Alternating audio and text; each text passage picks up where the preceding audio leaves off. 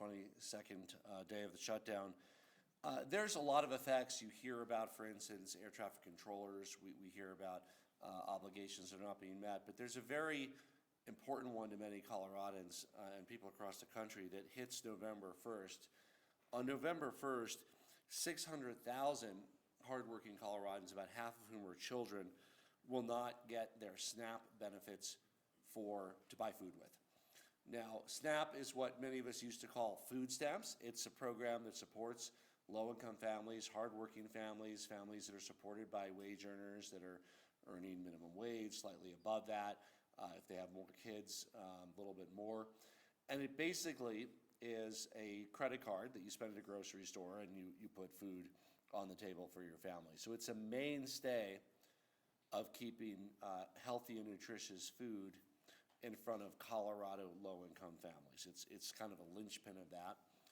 And essentially people will go without starting November 1st. Now, we hope that the federal government fixes this and reopens, and they will reopen someday. I hope that day is tomorrow and not December or January. But we have to plan right now to get things moving because it seems unlikely at this point they're going to reopen before November 1st. Even if they do, it takes a while to load the cards. If they were to open, for instance, on November 1st, people wouldn't get their benefits November 1st. It would probably take another week or so. So even if the federal government were to reopen right away, it's likely that people wouldn't have funds on their SNAP cards for at least a week in November, and again, likely more when the federal government opens. We hope that this is one of their top priorities to do. So what are we doing? First of all, this is a lot of money that goes to kids and families to eat. In fact, it's about $120 million per month. Obviously not something the state can afford to backfill. I don't think any state is. This is money that American taxpayers pay. Keep in mind the United States tax rate is much higher than the Colorado tax rate. Across America, you might pay 20%, 30%, as high as 37% income tax. In Colorado, it's 4.4%. So the federal government collects a lot more money. One of the ways they send that out when they're open is this nutritional supplement program. So obviously we don't have, nor does any state, we don't have $120 million moving around. But we are going to announce the actions we're taking today to help feed families in Colorado to make sure they don't go hungry just because the federal government can't get their act together and is closed. We're joined by Lieutenant Governor Diane Primavera, Minna Castillo, the Deputy Director in our Department of Health and Human Services that oversees the administration of SNAP. There's also a county role. Susana Cordova, the Education Commissioner. We're going to talk about schools and the roles they play in nutrition. Aaron Pulling, the President and CEO of Food Bank of the Rockies, the largest food bank in the state of Colorado. And we're also joined by Dawn Washington, a SNAP recipient who will also be available for questions here as well. And we encourage people to go out and talk to other SNAP recipients in the community about what this means for them. So in Colorado, I charged our team with what can we do to help? How can we help make sure that people don't go hungry in our state? And today we're announcing the steps that we're taking to support Coloradans who rely on SNAP.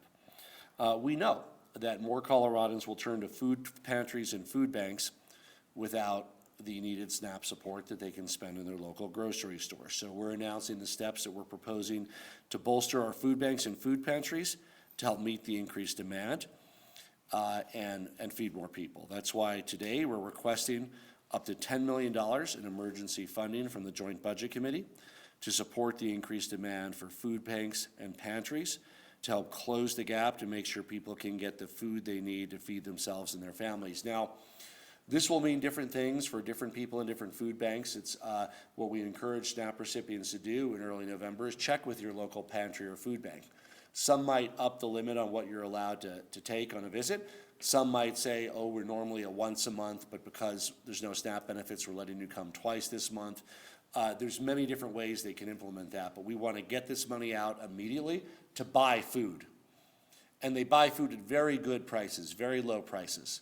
So obviously the $10 million is certainly not enough to fill the gap, but it is amplified. it might be more like 30 or 40 million of retail buying power, even higher. So it's certainly not the full 120 million, but don't think it's just 10 million. It might actually be what you might consider 40 or 50 million dollars of food at retail. So it might fill as much as half the gap, certainly doesn't fill the whole gap.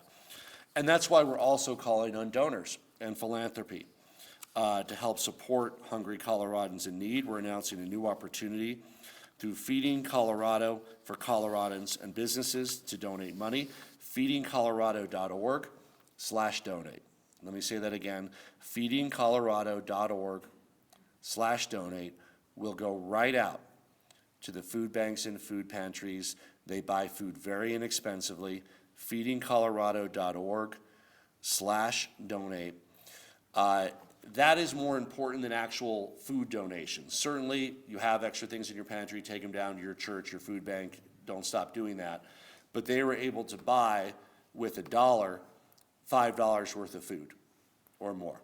So feedingcolorado.org/donate, and they're also able to make sure it meets the nutritional needs of the people who might otherwise go hungry. So we are calling on my fellow Coloradans to join me in supporting feedingcolorado.org/donate. I also want to point out that half of our SNAP recipients in Colorado are children, and we want to make sure that families have the resources and information. Colorado schools offer free breakfast and lunch for every student every day. We want to make sure families know that students can get free breakfast and lunch at school every day and should avail themselves of that. We encourage Colorado students to take advantage of breakfast and lunch, providing a great way for kids to start their day energized and ready to learn, and lessening the parents' grocery bill, given that they won't have their SNAP card to pay for that in early November. Our Department of Education and Early Childhood, I've also directed to work with schools and child care providers to connect families with food resources to make sure every student has the food needed to grow, learn, and thrive. So people that have not previously been connected through a food pantry or a food bank should be connected to a food pantry or food bank, even if it's only for that short period of time as a 1 or 2 time customer while SNAP is offline. We want to make sure that people are able to be fed.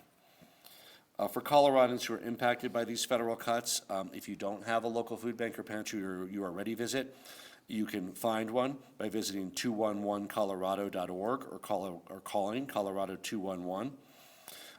You can also visit feedingcolorado.org, and there's a find food piece on the menu, just as there's a donate piece. So if you are looking to be connected to a pantry or a food bank because you will not have money for groceries in early November, check out that website. And we know that the impact, I would add, of this funding freeze goes beyond Coloradans who rely on SNAP. This also affects our grocery stores, our farmers, our ranchers. For every SNAP dollar that's spent, it puts $1.50 back in our economy. There's 10,000 grocery employees, and it particularly affects our grocers and stores in low-income areas and in food deserts, because they are the most acceptable, because a higher percentage of their customers use SNAP benefits. If they don't have those SNAP benefits, there could very well be layoffs or reduced hours from some of the grocers that serve a high percentage SNAP population. Later today, I'll be visiting a food bank in Colorado Springs to meet with staff on the front lines of this growing challenge. We want to do everything we can to help hardworking Coloradans get the food they need.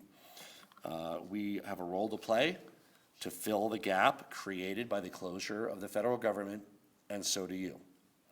So let's work together to make sure that no one goes hungry in the state of Colorado during this difficult time with the federal shutdown. And I'd like to turn it over to Colorado's Lieutenant Governor, a true leader on protecting access to health care. And of course, healthy food and nutrition is a key part of keeping people healthy. Actually, before I turn it over to her, I'm going to say a few words in Spanish. Is there a Spanish? There's a Spanish station here, is that right? Español? No? No hay? Then I won't need to do Spanish, that's good. We will now turn it over to Lieutenant Governor Dan Primavera.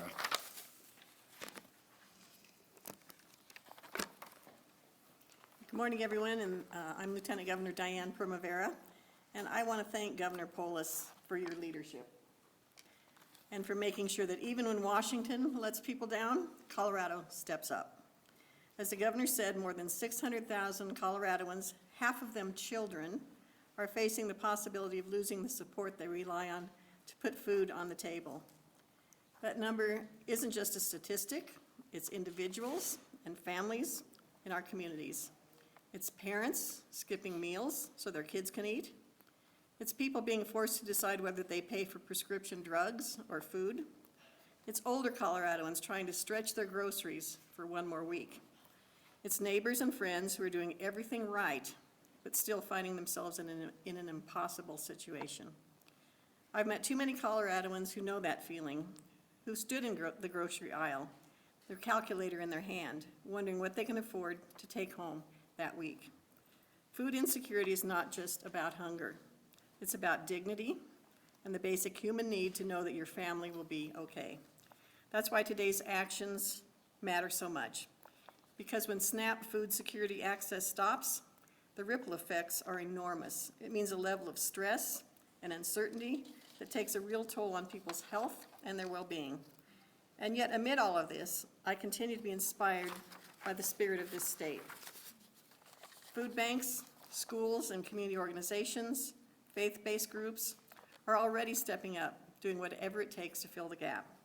This is who we are as Coloradoans. When our neighbors are hurting, we don't look away. We roll up our sleeves and we help.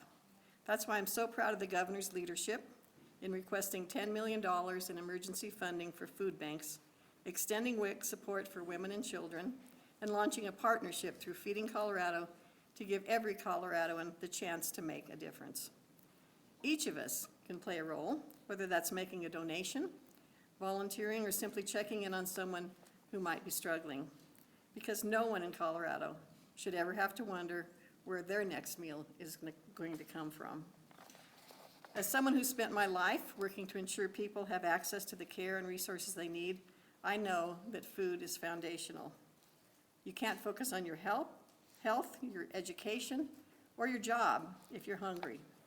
Ensuring that every Coloradoan has enough to eat is about building stronger families, stronger communities, and a stronger Colorado. So to every Coloradoan stepping up right now, thank you. You are the reason this state is resilient. You are the reason we will get through this together. So thank you for your efforts. And I'll turn it over now to Susanna Cordova, our Commissioner of Education. Thank you, Governor Polis and Lieutenant Governor Primavera, for your continued focus on the needs of Colorado children and families. As you've heard, over 600,000 Coloradans rely on SNAP benefits, and half of those are children. These young people are some of the most vulnerable in our communities, and our state leaders and community partners are stepping up to support families outside of school time, while our 178 school districts and BOCES are working hard to keep students fed during the school day. Last year, our schools served more than 31 million breakfasts and nearly 73 million school lunches. And I want to remind our Colorado families, our schools are open and serving a nutritious breakfast and lunch every day for all students. Starting the day with a healthy breakfast ensures that children can stay focused and engaged in their learning. Free school meals are an important resource, especially now to help fill the gap with the delay in SNAP benefits, which are a critical source of food for so many Colorado students. At the Colorado Department of Education, we're committed to continuing our support to districts and BOCES as they provide free breakfast and lunch at Colorado schools and to ensure that every child has the support they need to thrive. Families can visit their school's website or reach out to your child's teacher to find out what time breakfast is served at school. We're here to ensure that every student can thrive, and healthy meals are an important part of that.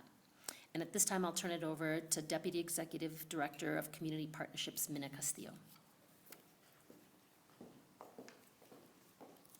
Good morning. My name is Minna Castillo, and I'm the Deputy Executive Director of Community Partnerships at the Department of Human Services.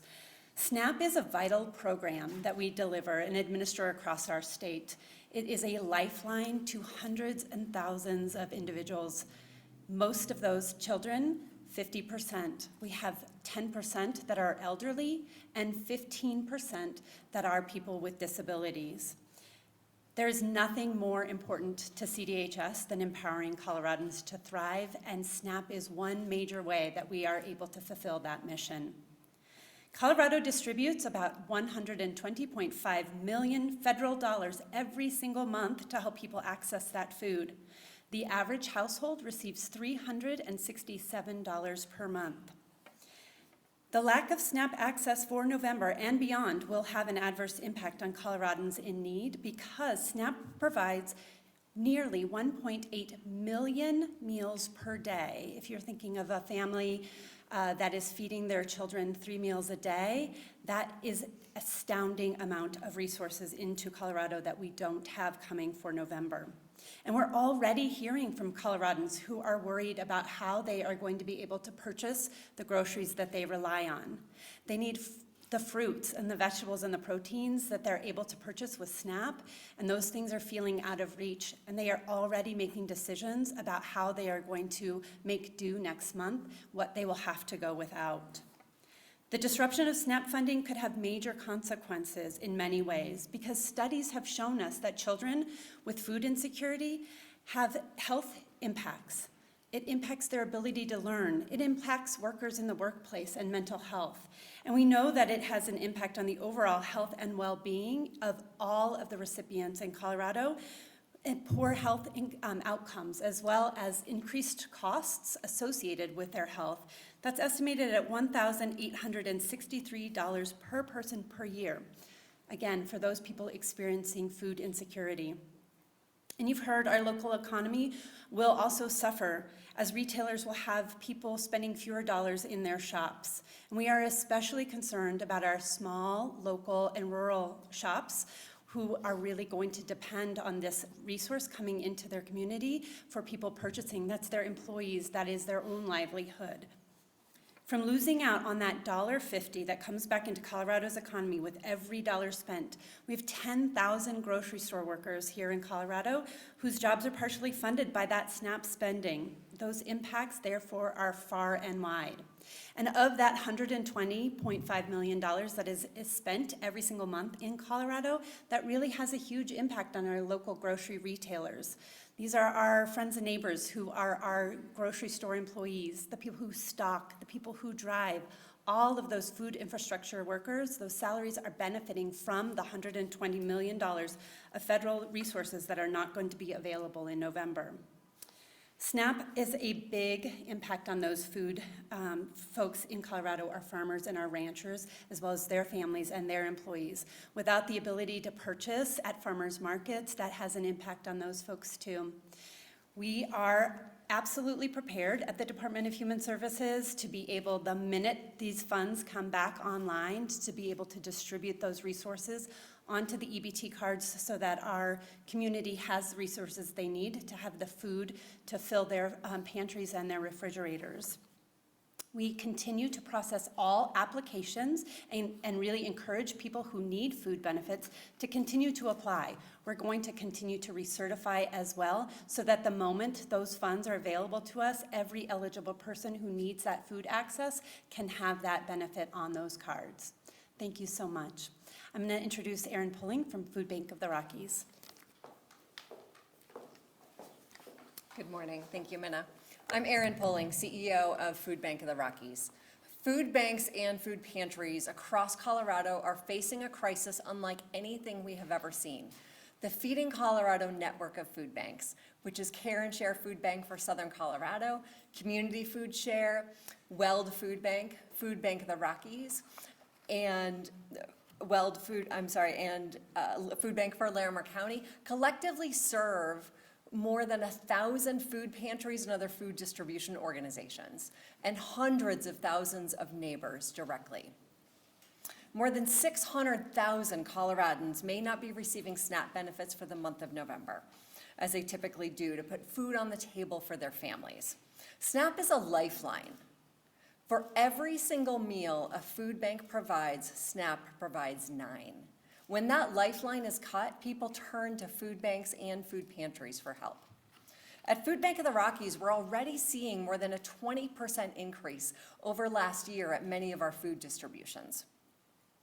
And that's because of the cost of living. We're seeing this in Metro Denver, we're seeing it in rural Colorado, where wages simply just aren't keeping up with the cost of living. And amidst this heightened need, we've had a reduction in the USDA government commodity food we receive. At Food Bank of the Rockies, that reduction has totaled 7% of our food supply, or enough food every day for 14,000 meals that we are not delivering because of that reduction. And now we're also bracing for reductions in SNAP and Medicaid that were passed several months ago. Those haven't taken effect yet.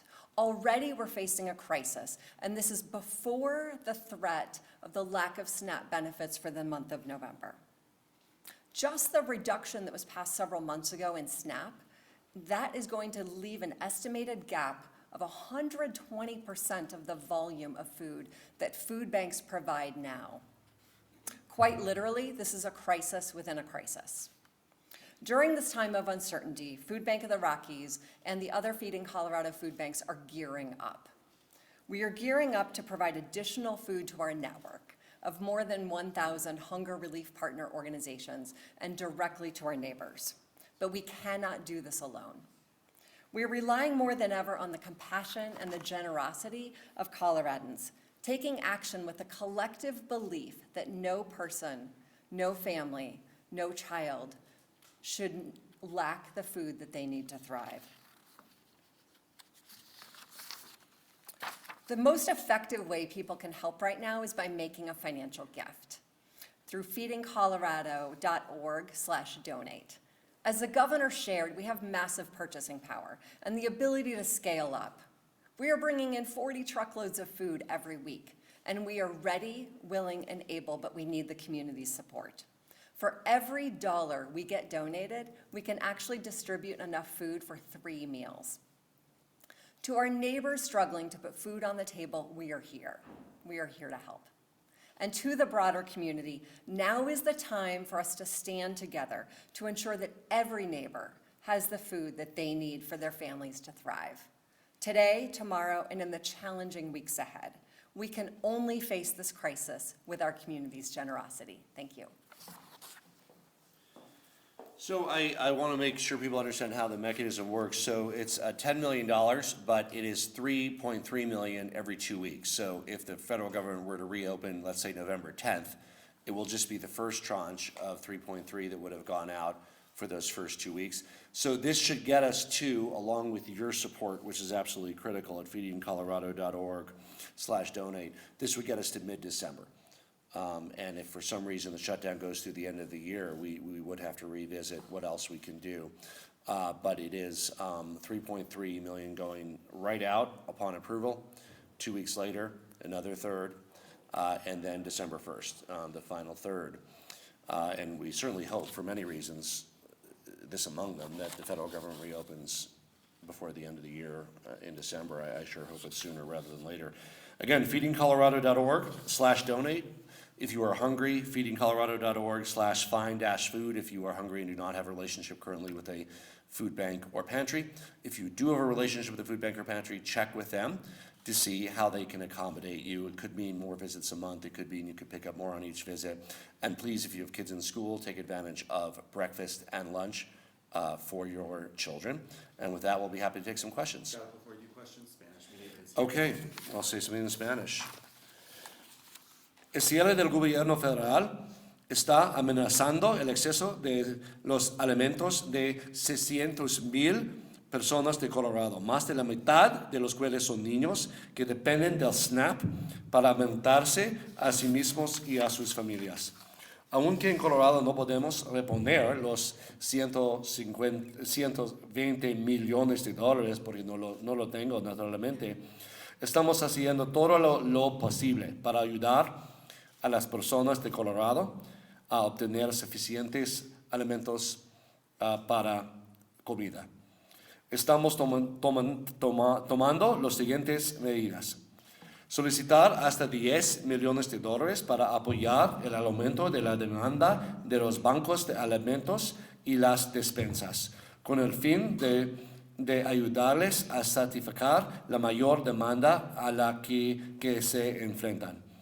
También solicitar que la seguridad nutricional del programa Women, Infants y Children, WIC, aprobada para octubre, se mantenga durante noviembre con el fin de garantizar que las familias jóvenes puedan obtener los alimentos que necesitan.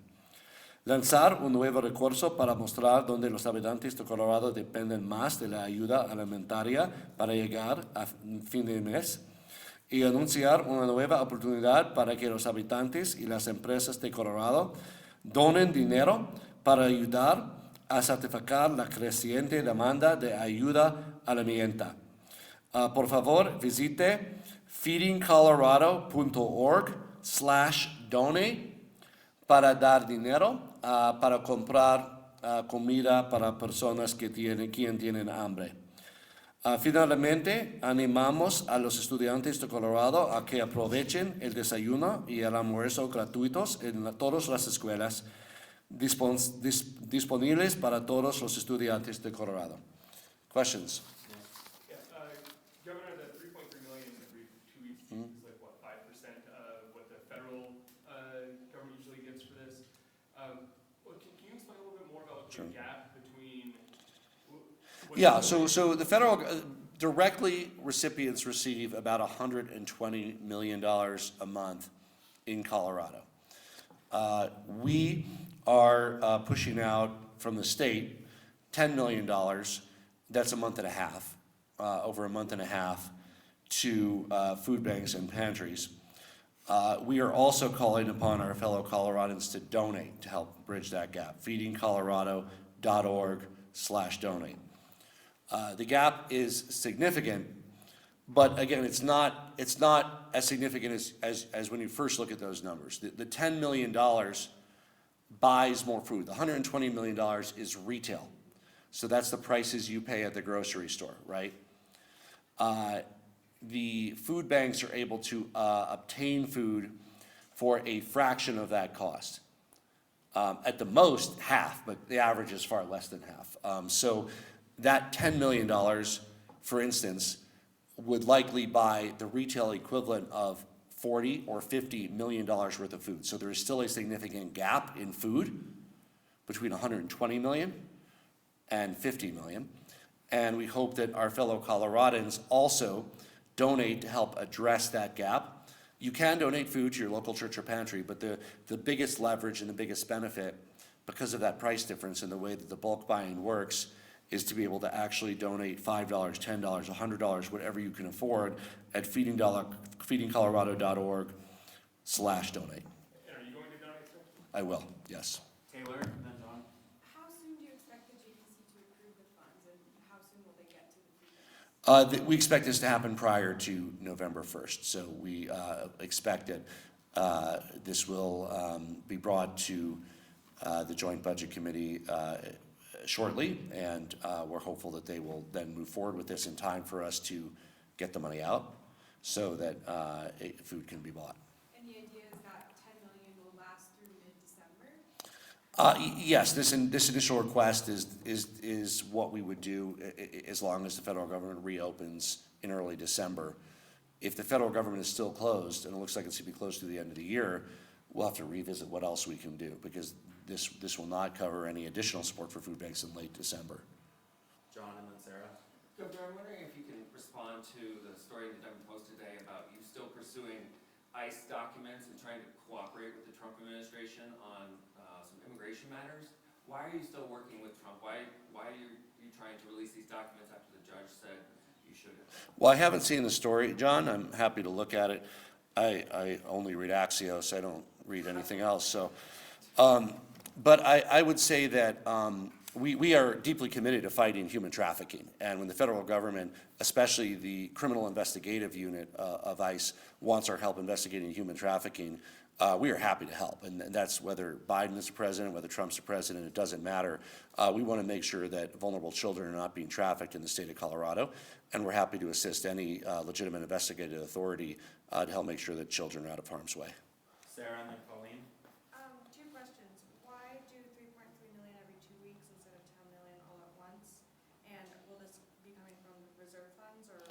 So we don't know how long the shutdown is going to be, and so we hope, right? We hope that the federal government reopens first week in November, right?